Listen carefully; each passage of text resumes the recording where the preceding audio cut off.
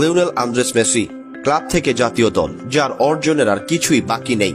Football ইতিহাসে সবচেয়ে বেশি শিরোপা জিতেছেন, অধরা থাকা বিশ্বকাপও।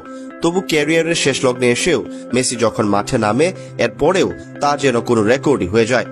এই যেমন পেরুর বিপক্ষেও কোনো গোল না করেও করে ফেললেন এক বিশ্ব রেকর্ড, যেখানে তিনি সেরা। ফুটবলে মেসির মাহাত্ম্য যেন এমনই। আগের ম্যাচে প্যারাগুয়ের বিপক্ষে 2-1 গোলের হার। সব মিলিয়ে শেষ 4 ম্যাচে আর্জেন্টিনার জয় ছিল মাত্র একটি ম্যাচে।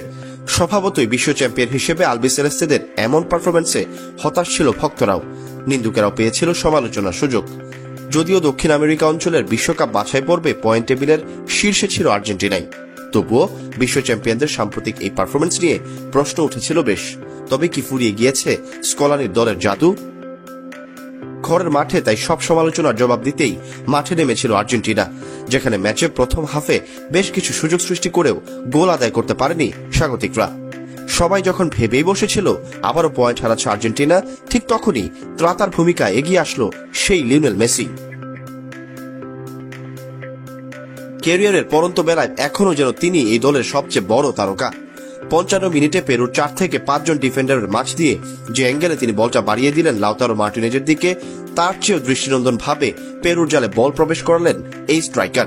এই জন্য পারফেক্ট অ্যাসিস্টের সাথে চোখ জুড়ানো ফিনিশিং এর যুগলবন্দি। আর এই গোলেই শেষ পর্যন্ত ম্যাচও জয়লাভ করে বছর শেষ করল আর্জেন্টিনা।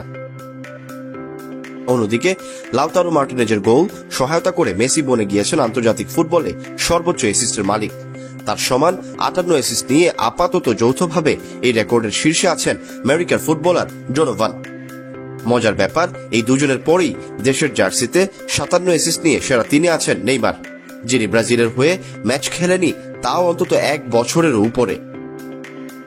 সব মিলিয়ে 2024 সালে 36টি ম্যাচ খেলে 29 গোলের পাশাপাশি 18টি অ্যাসিস্ট পেলেন লিওনেল মেসি। শিরোপা জিতেছেন ইন্টার মায়ামির হয়ে, উঁচিয়ে ধরেছেন কোপা আমেরিকার শিরোপাও।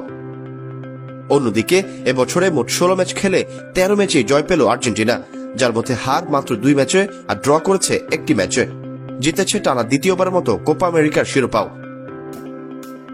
এদিকে আর্জেন্টিনার এমন উড়ন্ত বেলায় নিজেদের ইতিহাসের সবচেয়ে খারাপ সময় পার করছে তাদের চির প্রতিদ্বন্দ্বী ব্রাজিল ফুটবল দল। বছরের শেষ ম্যাচে এসেও উরুগুয়ের সাথে ড্র করেছে তারা। সব মিলিয়ে শেষ 5 ম্যাচে ড্র করেছে 2 বার, ম্যাচ হেরেছে প্যারাগুয়ের সাথেও। দক্ষিণ আমেরিকা অঞ্চলের বিশ্বকাপ বাছাই পর্বেও আছে পয়েন্ট টেবিলের 5 নম্বরে। এ যেন মুদ্রার 2 পিঠ, যেখানে মেসির আর্জেন্টিনার উড়ন্ত বেলায় নিজেদের ইতিহাসের সবচেয়ে বাজে সময় পার করছে ভিনিসিয়াস রাফিনহাদের ব্রাজিল।